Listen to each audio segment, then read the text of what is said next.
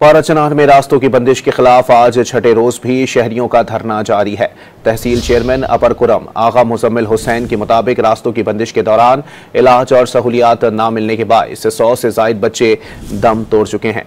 अपने नाजरीन को अपडेट कर रहे हैं इस हवाले से कि पाराचनार में इस वक्त सूरत हाल है। रास्तों की बंदिश के खिलाफ आज छठे रोज भी शहरियों का धरना जारी है। तहसील चेयरमैन अपर कुर्रम आगा मुजम्मिल हुसैन के मुताबिक रास्तों की बंदिश के दौरान इलाज और सहूलियात ना मिलने के बायस 100 से जायद बच्चे दम तोड़ चुके हैं। पाराचनार में रास्तों की बंदिश के खिलाफ आज छठे रोज भी शहरियों का धरना जारी है। तहसील चेयरमैन अपर कुरम आगा मुजम्मिल हुसैन के मुताबिक रास्तों की बंदिश के दौरान इलाज और सहूलियात ना मिलने के बायस 100 से जायद बच्चे दम तोड़ चुके हैं।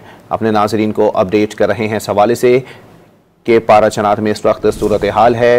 रास्तों की बंदिश के खिलाफ आज छठे रोज भी शहरियों का धरना जारी है। तहसील चेयरमैन अपर कुर्रम आगा मुजम्मिल हुसैन के मुताबिक रास्तों की बंदिश के दौरान इलाज और सहूलियात ना मिलने के बायस 100 से जायद बच्चे दम तोड़ चुके हैं।